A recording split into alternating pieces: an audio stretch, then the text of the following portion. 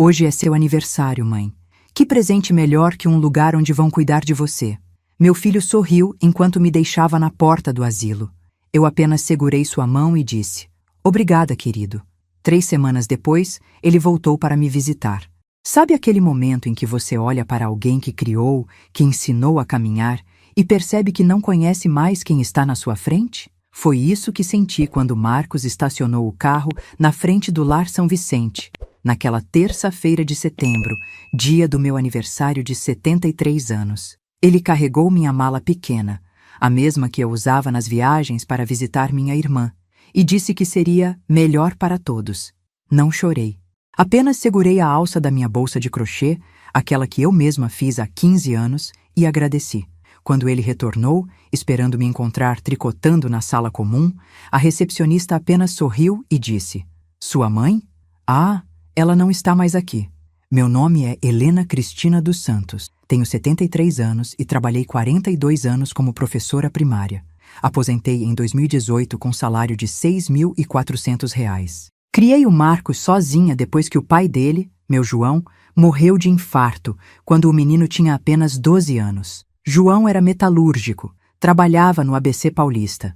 Morreu em 2003, deixando uma casa em Diadema quitada e um seguro de vida de R$ 120 mil. Era tudo que tínhamos, mas eu transformei esse tudo em muito mais ao longo dos anos seguintes. Quando João se foi, Marcos estava na 6ª série. Um menino doce, inteligente, mas que começou a dar trabalho na escola após a morte do pai. Matava a aula, brigava com os colegas, chegava em casa com os uniformes rasgados. As professoras me chamavam toda semana. Dona Helena, o Marcos precisa de acompanhamento psicológico, disse a coordenadora da escola municipal onde ele estudava. Mas psicólogo particular custava R$ 200 por sessão em 2003. Com meu salário de professora municipal de R$ 800, era impossível. Então fiz o que qualquer mãe faria. Virei psicóloga, pedagoga, pai e mãe ao mesmo tempo. Sentava com ele todas as noites na mesa da cozinha. Revisava cada tarefa, cada nota, cada comportamento. Quando ele chorava escondido no quarto, falando que sentia falta do pai, eu sentava na beirada da cama dele e conversávamos até ele adormecer. Mãe, por que o papai teve que morrer? Ele perguntava, os olhinhos vermelhos de chorar. Não sei, meu amor. Mas sei que ele queria que você crescesse forte e estudioso, que você fosse alguém na vida. E se eu não conseguir? Então eu vou te ajudar até conseguir. Mãe, não desiste, filho. Aos poucos, ele foi voltando ao normal. As notas melhoraram, os problemas disciplinares diminuíram. Em 2008, quando terminou o ensino médio, passou no vestibular para administração numa universidade particular de segunda linha. Não era USP, mas era ensino superior. E para uma família como a nossa, já era uma vitória. A mensalidade da faculdade em 2008 era de R$ 900. Com meu salário de professora, que havia subido para R$ 1.100, sobrava muito pouco para o resto. Vendi nossa casa em Diadema por R$ 280 mil e comprei um apartamento menor em São Bernardo por R$ 160 mil. Os 120 mil restantes guardei numa poupança para emergências e para bancar os estudos do Marcos. Durante os 4 anos de faculdade dele, gastei aproximadamente R$ 54 mil. Mensalidade, livros, transporte, lanche, xerox, trabalhos. Tudo saía do meu bolso. Ele até tentou trabalhar no 2º ano, mas as notas caíram e eu proibi. Mãe, eu posso trabalhar meio período e estudar. Ele insistia. Não, meu filho, seu trabalho agora é estudar. Deixa que sua mãe se vira. E eu me virava mesmo. Dava aulas particulares aos fins de semana, vendia brigadeiros na escola onde trabalhava, economizava em tudo para que ele não passasse necessidade. Em 2012, quando ele se formou, eu estava orgulhosa e exausta. Havia gastado quase toda a minha reserva, mas meu filho tinha um diploma. Era administrador formado, o primeiro da nossa família a pisar numa universidade. Na formatura, ele subiu ao palco para receber o canudo e me procurou na plateia. Acenou para mim, sorrindo. Naquele momento, todos os sacrifícios valeram a pena. Todas as madrugadas acordada preocupada com as contas, todos os nãos que tive que dar a mim mesma para dar sims a ele. Obrigado, mãe. Ele disse quando chegou em casa, ainda de beca com o diploma nas mãos. Por tudo, Eu prometo que vou retribuir. Guardei essas palavras no coração como se fossem ouro, mas formar era só o começo. Marcos precisava de experiência, de oportunidades. O mercado de 2012 estava difícil para recém-formados. Ele mandava currículos, fazia entrevistas, mas as respostas eram sempre as mesmas. Não temos vaga para júnior, ou precisa de experiência anterior. Depois de 8 meses desempregado, ele veio com uma proposta. Mãe, eu quero abrir minha própria empresa de consultoria. Tenho alguns contatos da faculdade, professores que podem me indicar. Com que dinheiro, filho? Preciso de uns 70 mil para começar. Registro da empresa, um escritório pequeno, equipamentos básicos. 70 mil reais. Era quase tudo que me sobrava da venda da casa. Olhei para meu filho de 23 anos, cheio de sonhos e determinação, e não consegui dizer não. Vendi mais algumas joias que eram da minha mãe, peguei empréstimo consignado na prefeitura e juntei os 70 mil. Isso não é dádiva, eu disse na hora de entregar o dinheiro. É investimento. Quando você começar a ganhar bem, você me devolve. Claro, mãe, com juros. Ele brincou, mas eu senti sinceridade nas palavras. A consultoria Marcos Santos foi aberta em janeiro de 2013. Começou pequena, atendendo microempresas na região do ABC. O escritório era uma sala de 20 metros quadrados em São Bernardo, mobiliada com o básico: uma mesa, 2 cadeiras, um computador e muita vontade de vencer. Nos primeiros 2 anos, Marcos vinha me visitar toda semana. Contava sobre os clientes, os projetos, as dificuldades. Eu preparava almoço de domingo para ele, escutava suas histórias de trabalho, dava conselhos quando pedia. Em 2015, a empresa dele começou a crescer. Conseguiu alguns contratos maiores, contratou 2 funcionários. Mãe, está indo bem. Mês que vem já consigo te devolver uma parte do dinheiro. Ele disse num domingo, comendo minha lasanha de frango. Mas então apareceu a Priscila. Conheceram-se num evento de negócios em 2016. Ela era arquiteta, filha de empresário da construção civil, cresceu em berço de ouro. Quando Marcos me trouxe para conhecê-la pela primeira vez, senti algo estranho no estômago. Não era ciúme maternal comum, era algo mais profundo. Prazer, dona Helena, ela disse, estendendo uma mão gelada e um sorriso que não chegava aos olhos. O Marcos fala muito da senhora, mas o jeito dela dizer Dona Helena soou como se estivesse falando de uma empregada, não da mãe do namorado. Durante o almoço daquele domingo, Priscila fez vários comentários que me incomodaram. Nossa, que apartamento aconchegante! Disse olhando ao redor com aquela expressão que significa exatamente o oposto. Deve ser bom morar num lugar simples assim, sem muita preocupação com manutenção. Simples. A palavra ecoou na minha cabeça durante dias. Casaram em março de 2017. Uma cerimônia pequena, mas Priscila fez questão de deixar claro que ela queria algo maior. É uma pena que não pudemos fazer a festa que sonhávamos, ela comentou com as amigas, alto o suficiente para eu escutar. Mas né, começando do zero é assim mesmo. Do zero? Meu filho tinha uma empresa crescendo, um apartamento próprio que ele conseguiu financiar com o lucro do negócio. Começando do zero era quando eu fiquei viúva aos 43 anos com uma criança para criar. Após o casamento, as visitas de Marcos começaram a espaçar. De toda semana, passou para quinzenal, depois para mensal. Quando eu ligava para ele, sempre havia uma desculpa. Mãe, estou super corrido no trabalho. Ou, Priscila não está se sentindo bem, não posso sair. Um dia, em dezembro de 2017, ele veio me visitar sozinho. Cadê a Priscila? Perguntei. Está cansada, trabalhou muito esta semana. Mentira. Eu sabia que era mentira pelo jeito como ele desviou os olhos. Filho, está tudo bem entre vocês? Está, mãe. Por que pergunta? Porque você parece diferente, mais distante. Ele suspirou. É que a Priscila acha que eu dependo demais da senhora, que já está na hora de eu crescer e ser mais independente. Independente. Como se 40 anos de cuidado fossem dependência doentia. E você concorda com isso? Não é isso, mãe.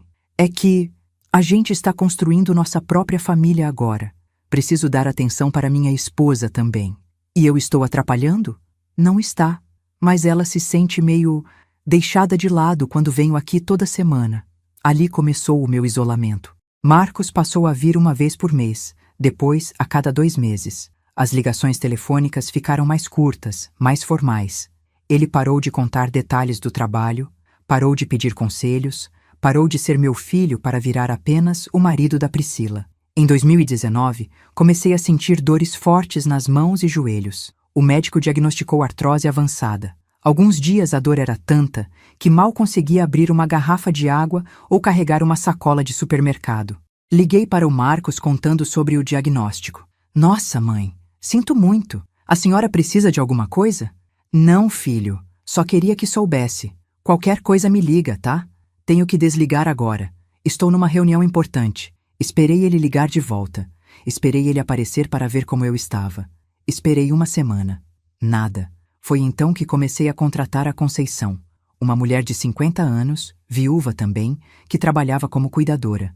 Vinha 3 vezes por semana me ajudar com a limpeza pesada, fazer supermercado, preparar algumas refeições que eu pudesse esquentar ao longo da semana. Conceição custava R$ 450 por semana. Com minha aposentadoria de 6.400, eu conseguia pagar. Mas não deixava de ser irônico. Eu pagava uma estranha para fazer o que um filho deveria fazer por amor. Dona Helena, o Marcos não sabe que a senhora está precisando de ajuda?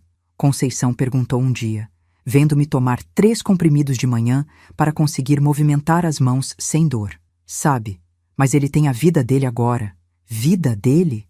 A senhora é a mãe dele. Isso não muda nunca. Conceição tinha razão, mas eu já havia me conformado. Filho casado é filho perdido, dizia minha vizinha Dona Carmen. Eu não acreditava nisso antes. Agora estava começando a acreditar. Ironicamente, era justamente em 2019 que a empresa do Marcos mais crescia. Conceição sempre via ele passando na TV local, dando entrevistas sobre empreendedorismo, falando sobre o sucesso da consultoria dele. Jovem empresário de São Bernardo, fatura mais de R$500 mil por ano, dizia a manchete. R$500 mil por ano. Dinheiro que começou com meus R$70 mil investidos em 2013. Dinheiro que cresceu porque eu abri mão de comprar roupas novas, de trocar meus móveis velhos, de fazer viagens, de viver minha própria vida para viver a dele. Mas quando eu comentava isso com Conceição, soava como amargura de velha. Eu não quero nada dele, eu dizia. Só queria que ele lembrasse que existe. Lembra sim, Dona Helena. Só está meio perdido agora. Homem às vezes fica assim quando casa. Mas passa. Eu queria acreditar que passava. Queria acreditar que meu filho voltaria a ser aquele menino que me procurava na plateia da formatura. Mas a cada mês que passava, ele ficava mais distante, mais frio, mais estranho. 2020 chegou com a pandemia e com o isolamento completo. Marcos ligava a cada 15 dias para saber se eu estava viva, conversas de 5 minutos no máximo. Está tudo bem, mãe? Está, filho. Qualquer coisa me liga. Preciso desligar, tenho uma call importante. Call. Meu filho falava em inglês agora. Conceição não podia vir por causa das restrições sanitárias. Fiquei 3 meses completamente sozinha, comprando supermercado por delivery, conversando apenas com os entregadores que traziam minhas encomendas. A solidão dessa época foi diferente de qualquer coisa que já havia sentido. Quando João morreu, eu tinha o Marcos para cuidar.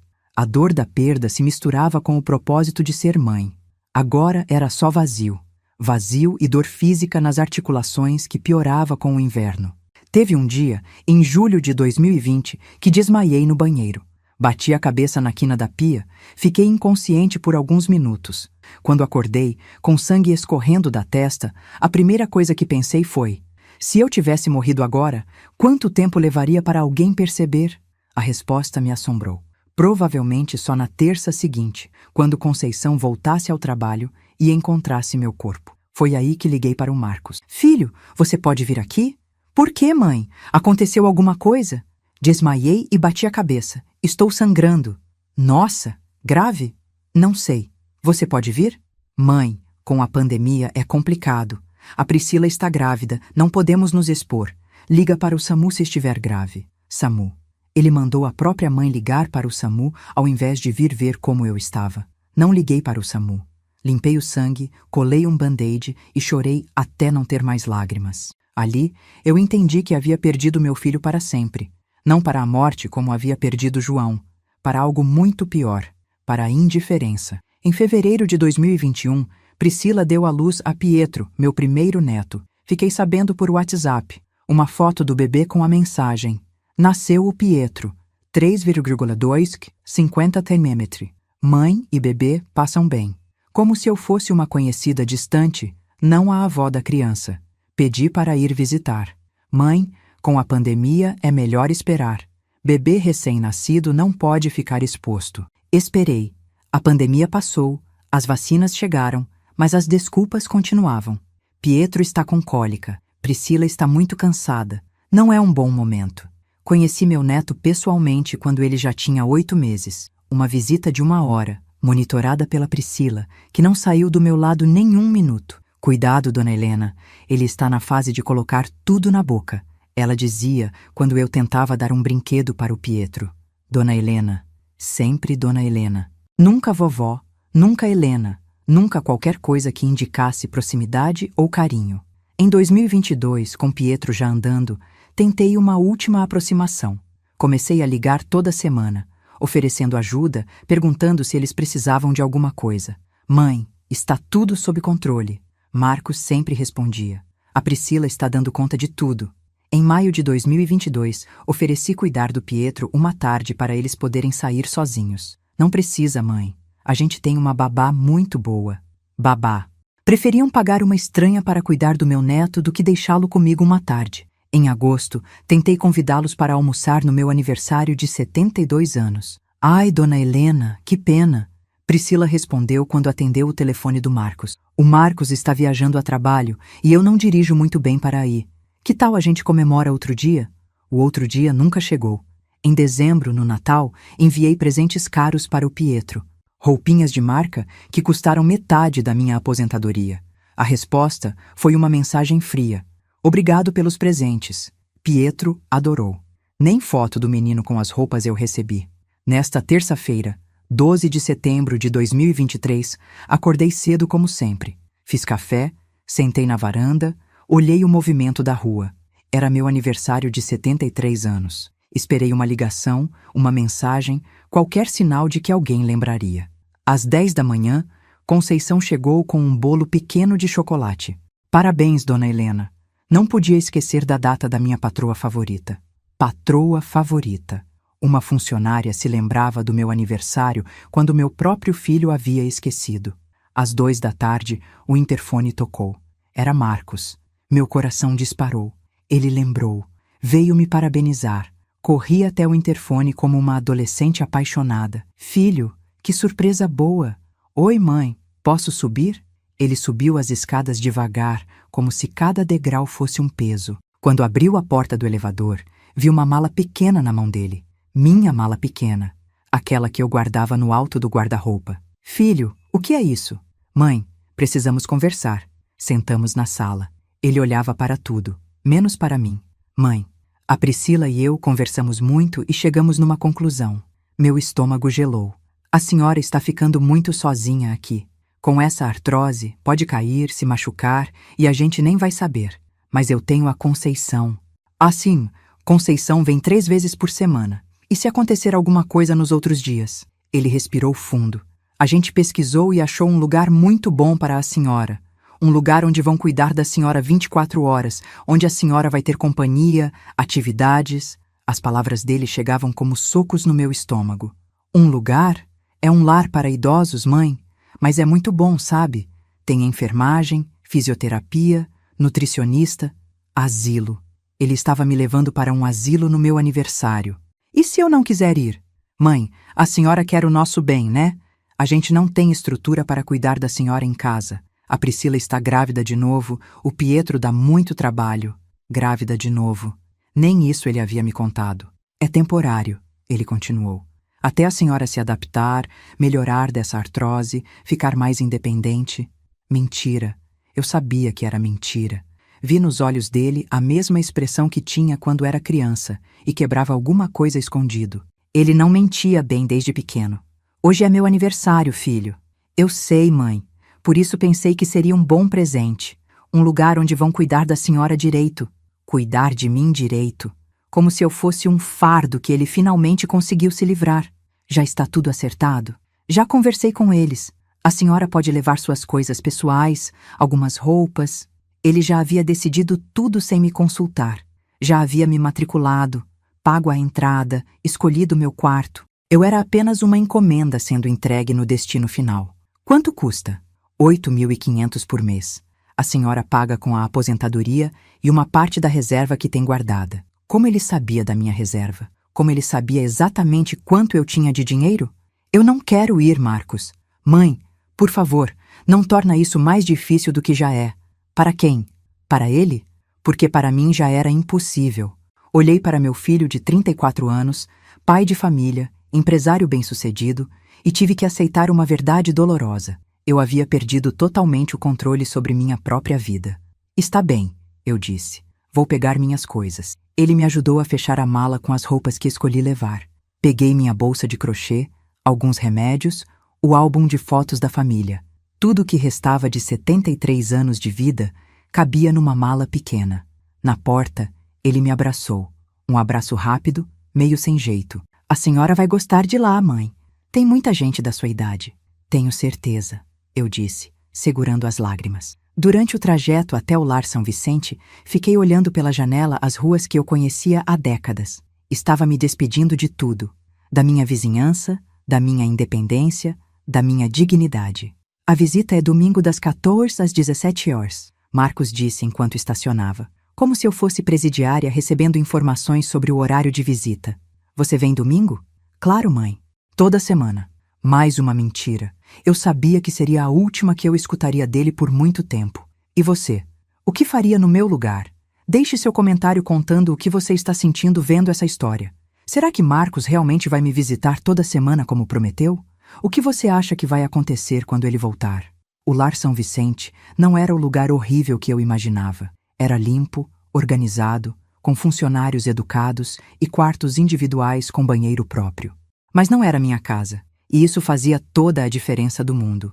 Meu quarto ficava no segundo andar, número 247. Uma cama de solteiro, um guarda-roupa pequeno, uma poltrona de couro sintético marrom e uma janela que dava para o estacionamento. Era ali que eu deveria passar meus últimos anos de vida, olhando carros entrando e saindo.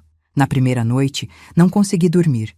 O colchão era diferente, o travesseiro muito baixo, os barulhos estranhos. Ouvia os passos dos funcionários no corredor, as tosses de outros residentes, o barulho da máquina de café sendo ligada às 5 da manhã.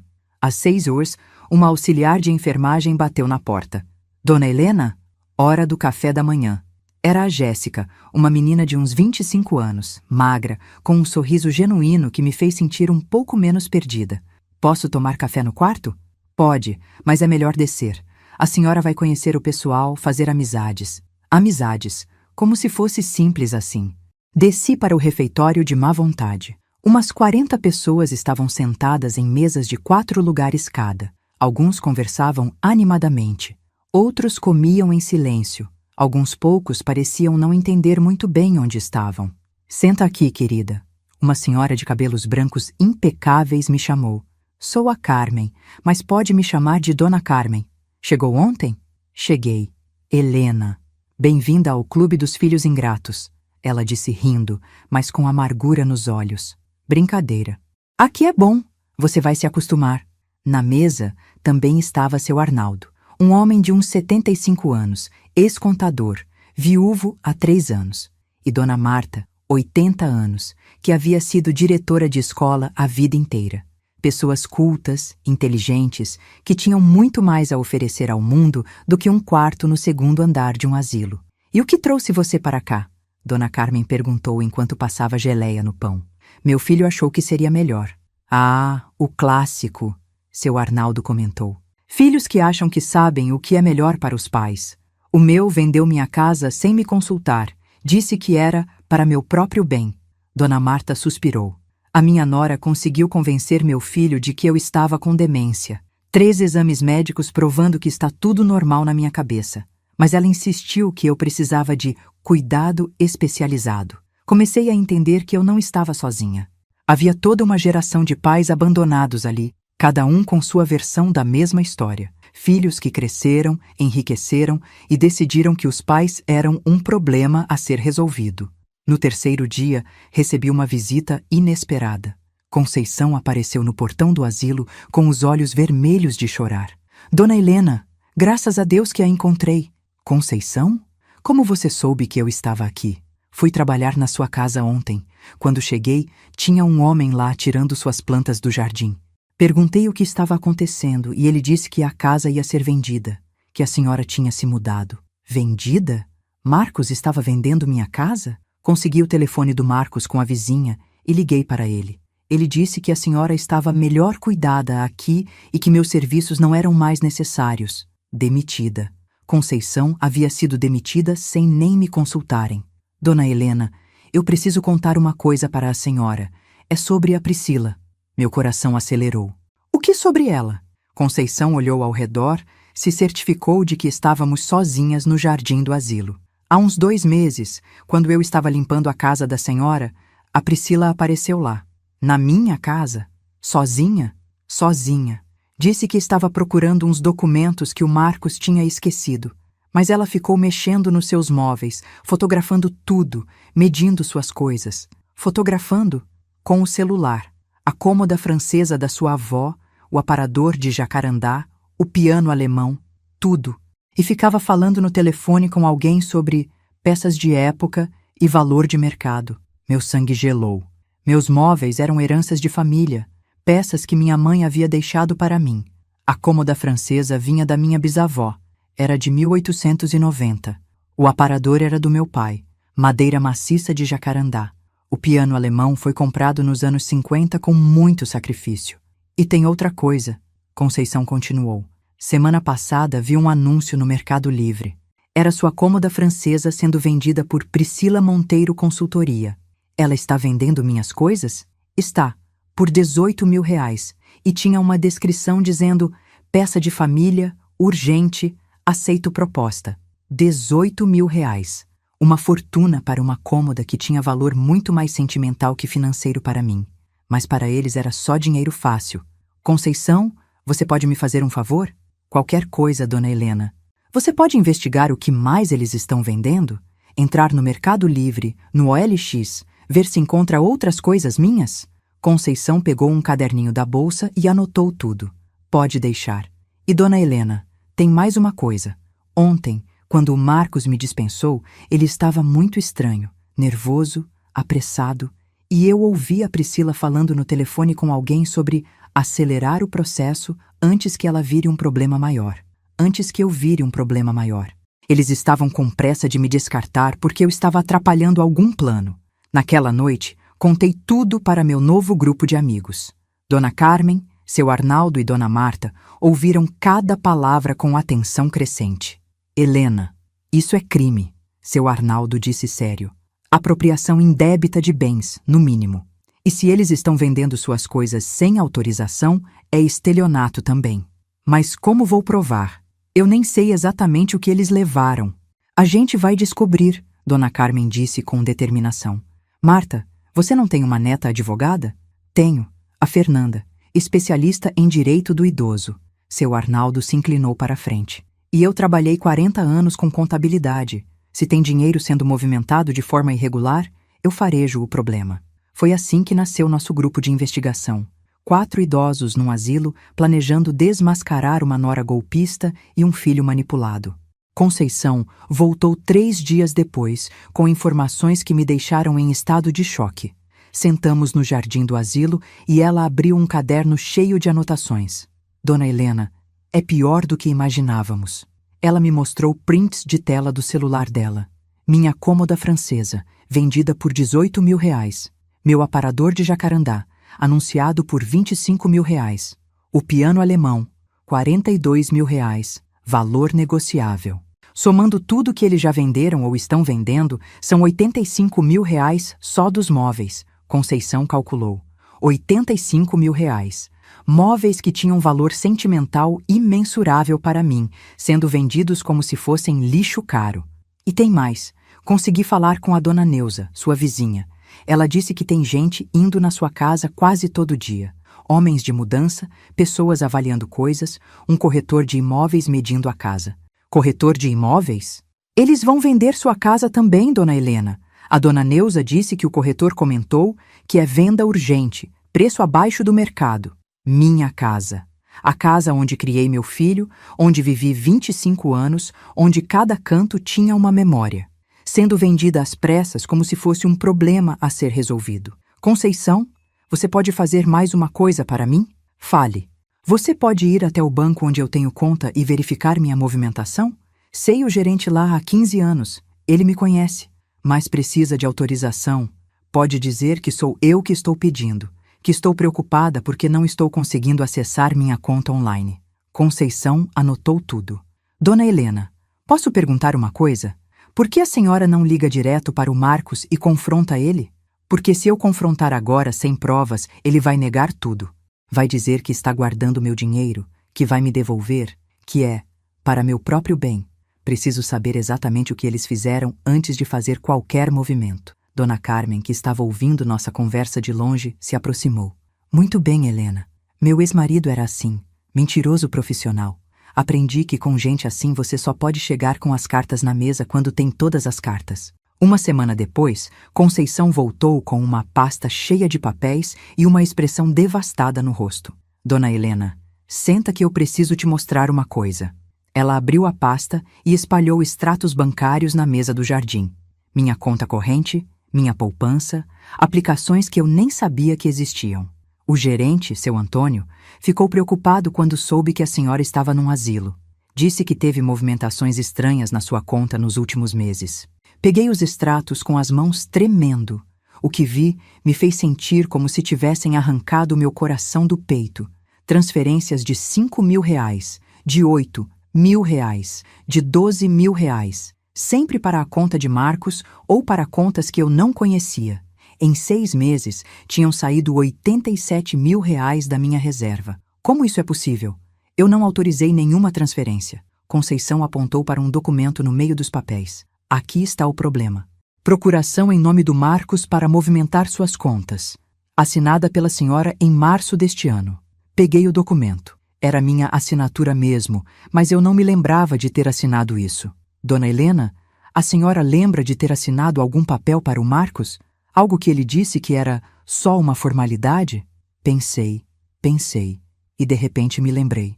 Em março, Marcos havia aparecido com uns papéis. Disse que era para facilitar, se um dia eu precisasse de ajuda com as contas. É só para emergências, mãe. Para eu poder te ajudar se precisar. Emergência dele, não minha. Seu Antônio disse mais alguma coisa? Disse que nos últimos 2 meses apareceu uma mulher se passando por sua procuradora. Loira, bem vestida, dizendo que a senhora tinha dado autorização para ela movimentar a conta. Priscila, ela estava usando a procuração que Marcos me fez assinar para roubar meu dinheiro. E o pior, dona Helena, Conceição continuou. Seu Antônio disse que a empresa do Marcos está com problemas. Deve muito dinheiro para fornecedores. Está quase falindo. Tudo começou a fazer sentido. A pressa em me colocar no asilo, a venda dos móveis, o roubo do dinheiro. Eles estavam usando meu patrimônio para salvar a empresa falida do Marcos. Seu Arnaldo, que estava ouvindo tudo, balançou a cabeça. Helena, isso é mais sério do que imaginávamos. Eles não estão só te negligenciando. Eles estão te roubando sistematicamente. Mas a revelação mais devastadora ainda estava por vir. Fernanda, a neta advogada da dona Marta, apareceu no asilo numa tarde de quinta-feira. Uma mulher de uns 35 anos, séria, com uma pasta cheia de documentos. Dona Helena, consegui algumas informações sobre a situação da empresa do seu filho e sobre a Priscila. Sentamos na sala de visitas, um ambiente mais reservado. Fernanda espalhou papéis na mesa com a eficiência de quem faz isso profissionalmente. A consultoria do Marcos está devendo R$ 340.000 para fornecedores, tem 3 processos trabalhistas em andamento e está no Serasa há 4 meses. R$ 340.000. Era dinheiro que eles nunca conseguiriam pagar com a receita da empresa. E a Priscila? Aí é que a coisa fica interessante. Fernanda puxou outro documento. Ela não é só arquiteta. Tem uma empresa fantasma registrada no nome dela desde 2019. Priscila Monteiro Consultoria. Objeto social. Compra e venda de antiguidades e objetos de arte. Objetos de arte. Meus móveis antigos. Pelos registros que consegui, Ela já movimentou mais de R$ 200 mil nessa empresa nos últimos 2 anos. E adivinha de onde vem a maior parte do dinheiro? Não precisei adivinhar. Eu sabia. Dos móveis que ela roubou da minha casa. Exato. E tem mais. Conversei com um investigador particular que trabalha com casos de abuso financeiro contra idosos. Ele disse que é um padrão comum. Noras que convencem os maridos a isolar as mães, depois sistematicamente roubam tudo que elas têm. Fernanda me entregou uma foto. Essa foto foi tirada no último fim de semana. Seu filho, a Priscila e o Pietro, numa pousada em Campos do Jordão. Suíte presidencial, R$ 800 a diária. R$ 800 por noite, com meu dinheiro. Enquanto eu comia comida de asilo e dormia numa cama de solteiro, eles gastavam meu dinheiro em viagens de luxo. E sabe o que é mais revoltante? Fernanda continuou. Encontrei posts nas redes sociais da Priscila. Ela postou uma foto dos móveis da senhora no apartamento novo deles, com a legenda: "Móveis de família têm tanto charme. Herança é tudo." Herança. Ela chamou meus móveis roubados de herança.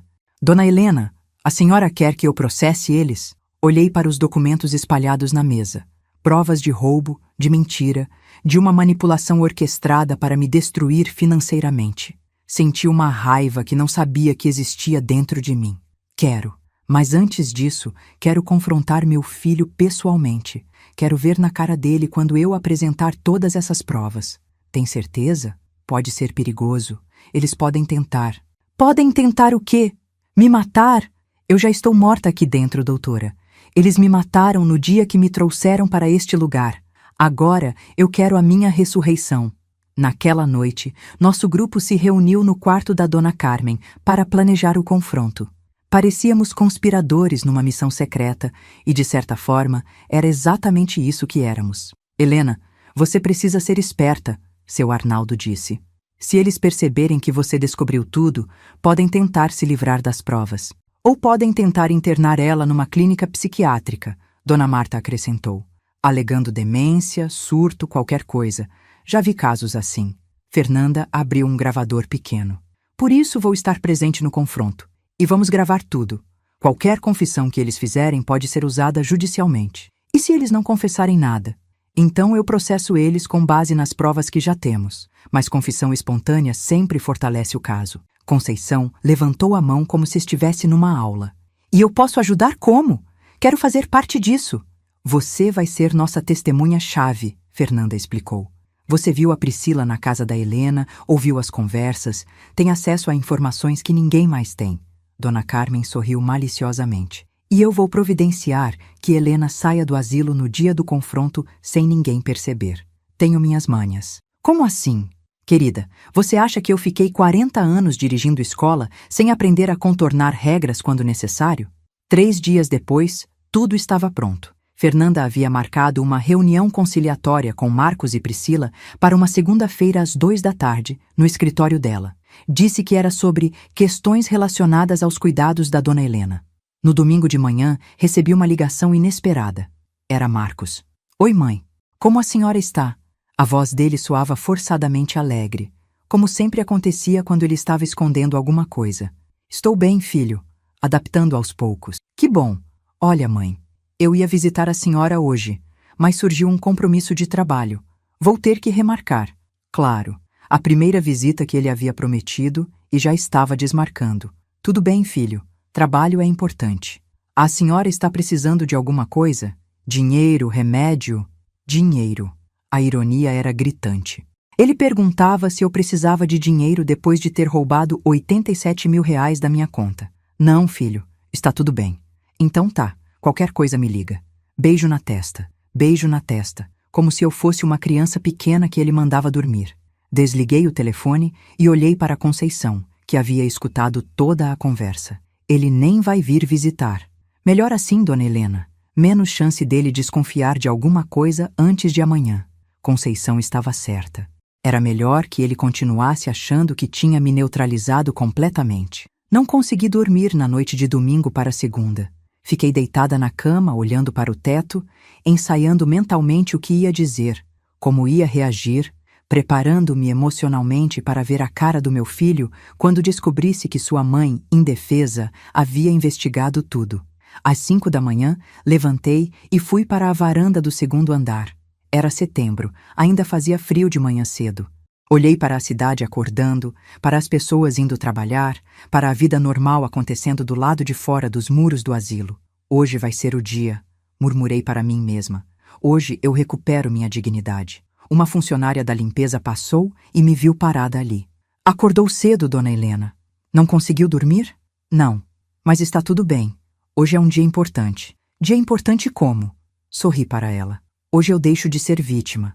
Às 13h em ponto, Dona Carmen me acompanhou até a porta do asilo. Fernanda estava me esperando num carro preto. Pronta para isso, dona Helena? Mais pronta do que ele imagina. Agora eu descobri toda a verdade. Marcos e Priscila roubaram 87 mil reais de mim. Venderam meus móveis de família por mais 85 mil reais. Estão vendendo minha casa e usaram todo esse dinheiro para salvar a empresa falida deles e bancar uma vida de luxo. E você? Está ansioso para ver o que vai acontecer? O que você acha que vai acontecer quando eu apresentar todas as provas? Deixe sua opinião nos comentários. O escritório da doutora Fernanda ficava num prédio comercial moderno no centro de São Bernardo. Quando chegamos, às 13h45, Marcos e Priscila já estavam na recepção. Ele usava um terno caro, ela um vestido que reconheci como sendo de uma marca que custava mais que minha aposentadoria de 2 meses. Marcos se levantou quando me viu. Mãe, o que a senhora está fazendo aqui? Vim para uma conversa importante, filho. Priscila me olhou com aquela expressão de desdém que eu já conhecia bem. Dona Helena, achei que a senhora estava descansando no lar. Descansando, como se asilo fosse spa. Estou, mas surgiu um assunto urgente que precisamos resolver. Fernanda apareceu na porta da sala. Boa tarde a todos. Por favor, entrem. A sala de reuniões tinha uma mesa grande de vidro, cadeiras confortáveis e uma parede inteira de estantes com códigos legais. Fernanda sentou na cabeceira, eu me posicionei de um lado, Marcos e Priscila do outro, como um julgamento. Doutor Fernanda, Marcos começou. Posso saber do que se trata essa reunião? Minha mãe está bem cuidada, pagando todas as despesas. Justamente sobre isso vamos conversar. Fernanda o interrompeu. Dona Helena descobriu algumas irregularidades nas suas finanças e pediu minha ajuda para esclarecer a situação. Priscila se mexeu desconfortável na cadeira. Marcos franziu o senho. Irregularidades? Que tipo de irregularidades? Fernanda colocou um gravador pequeno na mesa. Esta conversa está sendo gravada para fins legais. Todos concordam? Eu não concordo. Priscila disse imediatamente. O que é isso? Concordo. Eu disse firme. Quero tudo registrado. Marcos olhou de mim para Fernanda confuso. Mãe, o que está acontecendo? O que está acontecendo, filho, é que descobri que vocês me roubaram. A palavra roubaram caiu na sala como uma bomba. Marcos ficou pálido. Priscila engoliu seco. Roubaram? Mãe, do que a senhora está falando? Fernanda abriu uma pasta e começou a espalhar documentos na mesa. Vamos começar pelas movimentações bancárias. Os extratos bancários foram a primeira bomba. Marcos olhou para os números com os olhos arregalados, como se estivesse vendo aquilo pela primeira vez. 87 mil reais transferidos da conta da sua mãe nos últimos 6 meses. Fernanda leu em voz alta, usando uma procuração que ela assinou sem saber do que se tratava. Eu expliquei para a mãe. Marcos começou. Explicou que era para emergências. Eu o cortei. A emergência era salvar sua empresa falida? Priscila finalmente falou. Dona Helena, a empresa do Marcos passou por dificuldades, mas foi um empréstimo. Íamos devolver tudo. Empréstimo sem meu consentimento é roubo, eu disse olhando diretamente nos olhos dela. Fernanda colocou mais documentos na mesa. Agora vamos falar dos móveis. As fotos dos anúncios no Mercado Livre apareceram uma por uma. A cômoda francesa por 18 mil reais. O aparador de jacarandá por 25 mil. O piano alemão por 42 mil. Reconhecem esses móveis? Fernanda perguntou. Marcos estava em choque total. Olhava para as fotos, depois para Priscila, depois para mim. Priscila, você vendeu as coisas da minha mãe? Marcos, eu posso explicar. Explica então, eu disse. Explica como você entrou na minha casa, fotografou meus móveis e os vendeu como se fossem seus. Priscila estava encurralada. Os olhos dela corriam pela sala procurando uma saída que não existia. Foram só alguns móveis que estavam parados. A dona Helena estava no lar. Não precisava mais. Não precisava? Minha voz subiu pela primeira vez. Eram móveis da minha família, herança da minha avó, lembranças de uma vida inteira. Priscila, Marcos disse com a voz trêmula, me fala que isso não é verdade. Ela não conseguiu responder. Fernanda continuou a exposição. E aqui temos o registro da empresa fantasma da Priscila. Priscila Monteiro Consultoria. Objeto social. Compra e venda de antiguidades. Uma empresa para lavar o dinheiro dos móveis roubados. Eu traduzi. Isso é crime. Marcos sussurrou, mais para si mesmo que para nós. Sim, Fernanda confirmou. Apropriação indébita, estelionato, formação de organização criminosa. Organização criminosa? Priscila explodiu. Isso é exagero. 2 ou mais pessoas se associando para cometer crimes. É exatamente a definição legal. Fernanda respondeu calmamente. Foi quando Fernanda mostrou as fotos das viagens de luxo que Marcos finalmente quebrou. Imagens dele, Priscila e Pietro numa pousada cara em Campos do Jordão, num restaurante francês em São Paulo, numa loja de roupas infantis comprando peças de R$ 500 para o Pietro. Esse dinheiro, Marcos murmurou olhando para as fotos. Era da sua mãe, Fernanda completou. Enquanto ela comia comida de asilo e dormia numa cama de solteiro, vocês gastavam o dinheiro dela em luxos. Marcos começou a chorar. Não um choro bonito de filme, mas aqueles soluços feios de quem está sendo esmagado pela própria culpa. Mãe, eu não sabia. Eu juro que não sabia de tudo isso. Não sabia de nada ou não queria saber? Eu perguntei. Priscila me disse que estava organizando suas finanças, que estava guardando seu dinheiro em aplicações melhores. E você acreditou sem questionar, sem me perguntar? Ele não conseguia parar de chorar. Desculpa, mãe. Desculpa. Priscila, vendo que o jogo havia virado completamente, partiu para o ataque. Dona Helena, a senhora está exagerando. Foram só empréstimos, investimentos. Investimentos? Eu me levantei da cadeira. Investimentos em quê? Na sua vida de madame, enquanto a mãe do seu marido definhava num asilo? A senhora estava sendo bem cuidada. Eu estava sendo roubada. Minha voz ecoou pela sala. Era a primeira vez em 3 semanas que eu gritava, que liberava toda a raiva acumulada. Vocês me trataram como lixo. Me jogaram num asilo no meu aniversário para poder roubar minha casa, meus móveis, meu dinheiro. Vocês me mataram em vida. Marcos estava soluçando descontroladamente. Mãe, perdão, perdão, perdão? Olhei para ele com toda a dureza que consegui reunir. Perdão por ter criado um ladrão? Perdão por ter sacrificado minha vida inteira para formar um homem sem caráter? Foi então que aconteceu o que Fernanda estava esperando. Priscila, desesperada e furiosa, começou a confessar tudo sem perceber. Está bem, eu organizei tudo. Ela se levantou, apontando o dedo para mim. A empresa do Marcos estava falindo. Nós íamos perder tudo. A senhora tinha dinheiro parado, móveis empoeirando. Uma casa grande só para uma pessoa. Priscila, para! Marcos implorou. Para nada. Eu cansei de fingir. Ela continuou gritando. Cansei de fazer papel de nora boazinha para uma velha que só atrapalhava nossa vida. A senhora estava sozinha mesmo, doente, sem futuro. Pelo menos seu dinheiro serviu para alguma coisa útil. Útil como? Fernanda perguntou, mantendo a calma. Para salvar um negócio, uma família jovem, uma criança? Em vez de ficar apodrecendo numa conta de uma velha que ia morrer em poucos anos mesmo? O silêncio que se seguiu foi ensurdecedor. Priscila havia confessado tudo, o planejamento, a motivação, o desprezo pela minha vida. Marcos estava olhando para ela como se estivesse vendo um monstro. Priscila, o que você fez? O que eu fiz? O que nós fizemos? Você assinou as procurações, você me deu as chaves da casa dela, você concordou com o asilo. Mas eu não sabia que você estava roubando. Não sabia porque não quis saber. Era mais cômodo deixar eu resolver tudo e ficar com as mãos limpas. Fernanda estava gravando cada palavra, cada confissão, cada admissão de culpa. E tem mais, Fernanda disse, puxando outros documentos. A empresa do Marcos não está apenas com dificuldades. Está sendo investigada pela Receita Federal. O quê? Marcos parou de chorar imediatamente. Notas fiscais falsas, sonegação de impostos, funcionários sem registro. A dívida real não são 340 mil reais. São mais de 600 mil. Priscila ficou branca como papel. O dinheiro da dona Helena não salvou empresa nenhuma. Só atrasou a falência inevitável. Marcos olhou para Priscila com uma mistura de horror e compreensão. Por isso você estava com tanta pressa para tirar mais dinheiro da minha mãe. Marcos, eu posso explicar.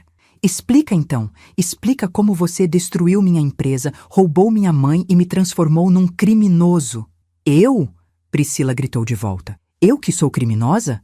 Quem assinou os documentos foi você. Quem levou a sua mãe para o asilo foi você. Você só me manipulou. Marcos explodiu.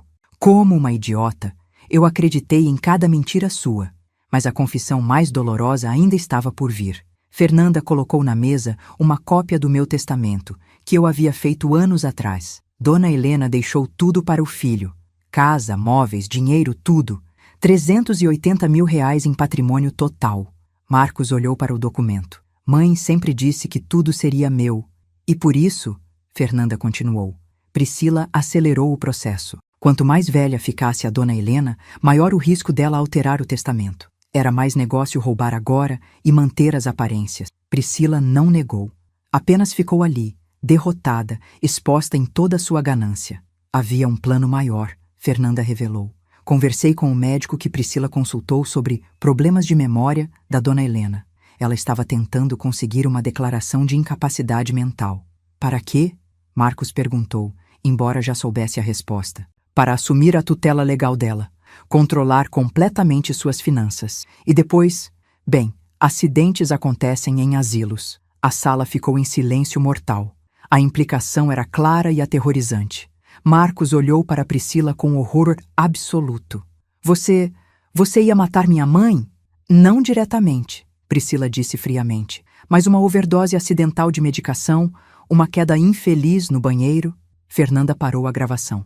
Acho que temos material suficiente. O que acontece agora? Marcos perguntou com a voz quebrada. Agora a Priscila vai ser presa. Fernanda disse simplesmente. Apropriação indébita, estelionato, formação de organização criminosa e agora tentativa de homicídio premeditado. E eu? Você tem duas opções, Marcos. Colaborar com a investigação, devolver tudo que foi roubado e tentar um acordo de delação premiada. Ou ser processado como coautor de todos os crimes. Marcos olhou para mim com olhos desesperados. Mãe, o que eu faço? Era a primeira vez em anos que ele pedia minha opinião sobre algo importante. Você faz a coisa certa, filho. Pela primeira vez em muito tempo, você faz a coisa certa. Eu vou devolver tudo. Cada centavo. Vou vender meu apartamento, meu carro, tudo. E a Priscila? Marcos olhou para a mulher que havia sido sua esposa, a mãe do seu filho, e que agora se revelava uma criminosa fria e calculista. A Priscila não é mais minha família. Fernanda ligou para a polícia. 20 minutos depois, 2 investigadores chegaram no escritório. Priscila foi presa em flagrante por apropriação indébita qualificada com base nas confissões gravadas. Vocês vão se arrepender disso, ela gritou enquanto era algemada. Eu vou provar que a velha está senil, que vocês me induziram, que isso tudo é armação. Pode tentar, Fernanda disse calmamente. Todas as provas estão documentadas, todos os crimes confessados. E agora, resistência à prisão também. Quando os policiais saíram levando Priscila, a sala ficou em silêncio. Apenas eu, Marcos e Fernanda. E agora? Marcos perguntou. Agora você vai me levar para casa, eu disse. Que casa, mãe? O asilo? Minha casa de verdade. E você vai me ajudar a desfazer essa bagunça toda. Nos 2 meses seguintes, minha vida virou de cabeça para baixo, mas dessa vez, para melhor. Marcos conseguiu recuperar boa parte dos móveis que Priscila havia vendido. Alguns compradores, quando souberam que eram produtos de roubo, devolveram espontaneamente. Outros precisaram ser convencidos judicialmente. A cômoda da vovó voltou para seu lugar na sala. O aparador de jacarandá estava arranhado, mas um restaurador conseguiu deixá-lo quase como novo. O piano alemão precisou ser afinado, mas voltou a encher a casa de música. Dos 87 mil reais roubados, Marcos conseguiu recuperar 63 mil vendendo o apartamento dele. O resto foi sendo pago aos poucos, com o dinheiro que ele conseguiu ganhar, fechando a empresa e trabalhando como consultor freelancer. Mãe, Vai levar uns 3 anos para quitar tudo, ele disse numa tarde, sentado na minha mesa de jantar, a mesma mesa onde eu o ajudava com a lição de casa quando criança. Não tem pressa, filho. O importante é que você entendeu. Entendi o quê? Que dignidade não se negocia, que família não é sobre dinheiro, é sobre respeito. Marcos se divorciou de Priscila enquanto ela cumpria pena em regime fechado. Conseguiu a guarda total do Pietro após provar que ela representava perigo para a criança. O menino, que agora tem 3 anos, veio morar comigo e com o pai. Vovó, Pietro me disse no primeiro dia, o papai disse que você é muito forte. Sou, meu amor, e você também vai ser. Marcos está reconstruindo a vida devagar. Trabalha duro, cuida do filho e me visita todo santo dia. Não por obrigação, mas por escolha. Por amor. Mãe, como a senhora me perdoa depois de tudo? Ele me perguntou um dia. Porque perdoar não é esquecer, filho. É escolher amar mesmo depois de ser machucada. Eu não mereço. Ninguém merece perdão. Por isso é que se chama perdão, não pagamento. Conceição continuou trabalhando para mim, mas agora nossa relação é diferente. Ela não é mais funcionária. É família escolhida. Dona Helena, a senhora sabe que me salvou também, né? Ela disse numa manhã, enquanto preparávamos café para 3 gerações na minha cozinha. Como assim? Me ensinou que a gente nunca deve aceitar ser tratada como lixo, que idade não é desculpa para desrespeito, que mulher forte não abaixa a cabeça. Conceição estava certa. Eu havia lutado por minha dignidade, mas acabei ensinando outras pessoas a lutarem pela delas também. Priscila foi condenada a 4 anos em regime fechado. Tentou recurso, alegando que eu havia forjado as provas, que estava senil, que havia sido induzida pelos meus cúmplices do asilo. Nada funcionou. Ela perdeu os direitos sobre Pietro e está proibida de se aproximar de qualquer membro da nossa família pelos próximos 10 anos. As amigas ricas que ela tanto impressionava sumiram assim que souberam da prisão. O apartamento financiado foi retomado pelo banco. A empresa fantasma foi fechada pela Receita Federal. Hoje, ela vive numa pensão na periferia, trabalha como faxineira e deve prestar serviços comunitários nos fins de semana. A mulher que me chamava de simples agora vive exatamente a vida simples que ela tanto desprezava. Não sinto prazer com a queda dela. Sinto pena. Pena de alguém que teve tudo. Um marido dedicado, um filho saudável, uma sogra que teria feito qualquer coisa por ela e jogou tudo fora por ganância. Hoje, aos 74 anos, vivo na minha casa com meu filho, meu neto e Conceição. Não é a família que planejei ter, mas é a família que construí depois de quase perdê-la. Pietro está aprendendo piano no instrumento alemão do bisavô.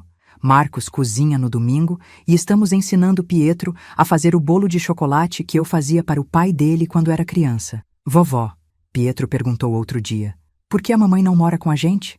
Porque às vezes as pessoas fazem escolhas ruins e precisam lidar com as consequências. Você fez escolhas ruins também? Fiz. A pior foi aceitar ser tratada mal por tanto tempo. E agora? Agora eu sei que nunca é tarde para recuperar o respeito por si mesmo. Aprendi que família não é quem divide seu sangue, é quem divide sua vida, seus problemas, suas vitórias. É quem fica quando tudo desmorona e te ajuda a reconstruir. Aprendi que idade não é sinônimo de fraqueza, que experiência pode ser uma arma poderosa quando usada na hora certa. Aprendi que perdoar não significa esquecer. Significa escolher amar sem permitir que te machuquem de novo. Mas principalmente aprendi que mãe não é quem aceita qualquer coisa dos filhos. Mãe verdadeira é quem ensina os filhos a serem pessoas dignas, mesmo que isso signifique dizer não, estabelecer limites e às vezes lutar contra eles para salvá-los de si mesmos. Marcos hoje é um homem melhor do que era há 2 anos. Pietro está crescendo sabendo que respeito se conquista com caráter, não com dinheiro. E eu recuperei minha dignidade e descobri que nunca é tarde para mostrar que uma mulher experiente ainda tem força para lutar por aquilo que é certo. A vida não ficou perfeita. Ainda há contas a pagar, cicatrizes a curar, confiança a reconstruir. Mas há algo que não tinha há muito tempo. Há respeito, há amor verdadeiro, há uma família de verdade. E quando olho para o espelho agora, vejo uma mulher de 74 anos que não se deixou quebrar.